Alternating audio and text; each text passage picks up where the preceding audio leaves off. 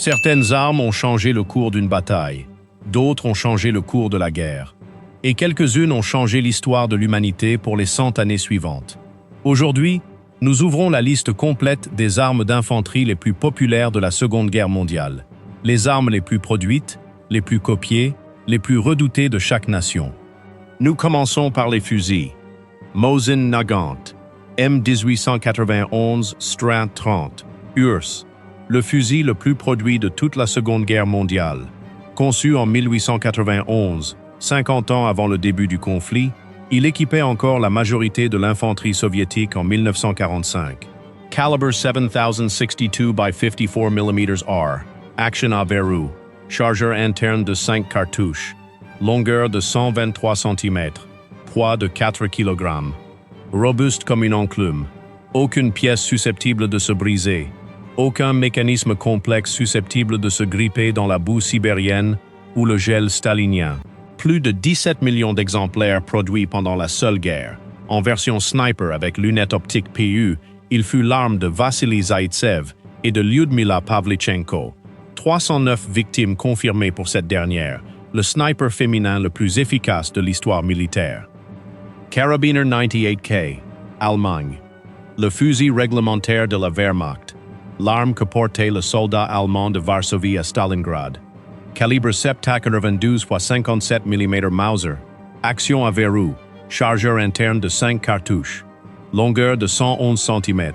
Poids de 3,9 kg. Sa fiabilité était absolue dans la boue, le sable et le gel. Plus de 14 millions d'exemplaires produits entre 1935 et 1945. En version sniper avec lunettes Zeiss ZF-39 ou ZF-41, il fut l'arme des meilleurs tireurs d'élite du conflit, dont Matthäus Hetzenauer, avec 345 victimes confirmées sur le front de l'Est. M1 Garand, États-Unis. Le fusil que le général Patton qualifia de meilleur fusil de combat de toute la guerre. Premier fusil semi-automatique réglementaire d'une grande puissance militaire. Calibre .30-06 Springfield. Chargeur en bloc de 8 cartouches à éjection automatique. Cadence de tir pratique de 40 à 50 coups par minute, 2 à 3 fois supérieur au Karabiner 98K. Poids de 4,3 kg. Chaque fantassin américain portait un semi-automatique à une époque où ses adversaires rechargeaient encore à la main. Un avantage tactique décisif à chaque engagement. Plus de 5,5 millions d'exemplaires produits. Lee-Enfield No.4, Royaume-Uni. Le fusil réglementaire britannique. Réputé pour posséder la cadence de tir pratique la plus élevée de tout fusil à verrou de la guerre. Calibre boîte. 303 British. Action à verrou à rotation avant. Chargeur amovible de 10 cartouches. 2 fois la capacité des fusils allemands et soviétiques. Poids de 4,2 kg. Un tireur entraîné pouvait atteindre 15 coups vis par minute. La technique dite « Mad Minute », héritée des guerres coloniales britanniques. Plus de 4 millions d'exemplaires produits pendant la guerre, présents sur tous les théâtres d'opération de l'Empire britannique. Les fusils individuels assuraient le feu de base.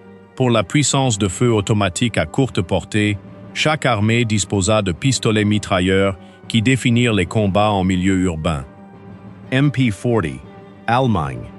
L'icône, surnommé à tort Schmeisser par les Alliés. Calibre 9 x 19 mm Parabellum. Chargeur de 32 cartouches. Cadence de tir de 500 coups par minute. Fabriqué par emboutissage et soudure. Une révolution industrielle dans la production d'armes automatiques. Poids de 3,9 kg. Crosse métallique repliable. Plus d'1 million d'exemplaires produits. Distribués aux chefs de section, aux équipages de blindés et aux parachutistes. Sa silhouette est peut-être la plus reconnaissable de toute la Seconde Guerre mondiale. PPSH-41, URSS, la mitrailleuse à tambour qui devint le symbole du soldat soviétique. Calibre 7,62 x 25 mm Tokarev, chargeur tambour de 71 cartouches ou chargeur droit de 35 cartouches. Cadence de tir de 900 coups par minute, l'une des plus élevées de la guerre. Poids de 3,6 kg. Fabriqué dans des ateliers de meubles, de jouets et de vélos évacués vers l'Est. Les Soviétiques équipèrent des bataillons entiers de PPSH-41, des compagnies d'automatchiki chargeait les positions ennemies en inondant de projectiles à 900 coups par minute. Plus de 6 millions d'exemplaires produits, plus que tout autre pistolet mitrailleur de l'histoire jusqu'alors. Thompson M1928A1, États-Unis. L'arme des gangsters de Chicago devenue celle des GI de Normandie. Calibre 45 ACP, chargeur tambour de 50 cartouches, ou chargeur droit de 20 ou 30 cartouches. Cadence de tir de 700 coups par minute. Poids de 4,8 kg. Sa puissance d'arrêt en calibre .45 était redoutable.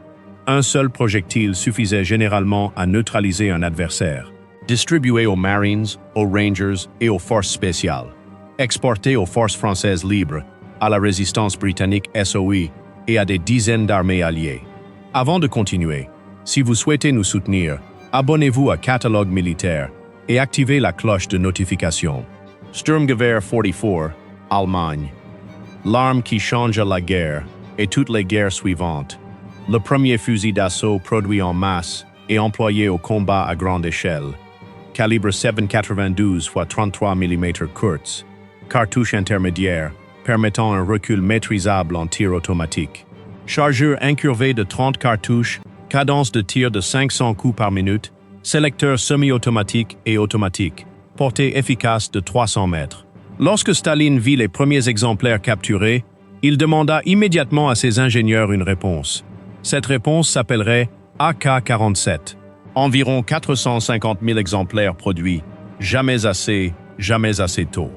MG-42, Allemagne. La mitrailleuse la plus redoutée de la guerre. Calibre 7 mm x 57 mm. Alimentation par bande. Cadence de tir de 1200 coups par minute. La plus élevée de toute mitrailleuse de production de la guerre. Cannon interchangeable en 25 secondes. Poids de 11,5 kg. Le bruit de sa rafale était si rapide que les soldats alliés ne pouvaient plus distinguer les coups individuels. Ils décrivaient un son de déchirement, comme une toile arrachée. Les Américains l'appelèrent Hitler's Buzzsaw. La doctrine alliée dut être entièrement repensée pour faire face à cette cadence, encore produite aujourd'hui sous le nom de MG3, en service dans plusieurs armées de l'OTAN. Browning M1929A1, États-Unis. La mitrailleuse moyenne américaine, présente sur tous les théâtres d'opération. Calibre .3006 Springfield. Alimentation par bande de 250 cartouches. Cadence de tir de 500 coups par minute. Poids de 14 kg. Refroidissement par air. Fiabilité légendaire. Montée sur affût léger pour l'infanterie. Sur Jeep, half-track et charge Sherman. Sa polyvalence en fit l'une des armes de soutien les plus employées de la guerre. DP-28, URSS. La mitrailleuse légère iconique de la section d'infanterie soviétique. Reconnaissable à son chargeur plat en forme de disque de gramophone monté sur le dessus. Calibre 7062 by 54 mm R. Chargeur tambour de 47 cartouches. Cadence de tir de 550 coups par minute. Poids de 9,1 kg. Surnommé le gramophone par les soldats soviétiques. Plus de 795 000 exemplaires produits. Browning Automatic Rifle M1918A2, États-Unis. L'arme de soutien automatique de la section d'infanterie américaine. Ni mitrailleuse légère au sens strict, ni fusil automatique. Une catégorie intermédiaire unique. Calibre .30-06 Springfield. Chargeur de 20 cartouches. Cadence de tir sélectionnable entre 300 et 600 coups par minute. Bipiède intégré. Poids de 8,8 kg.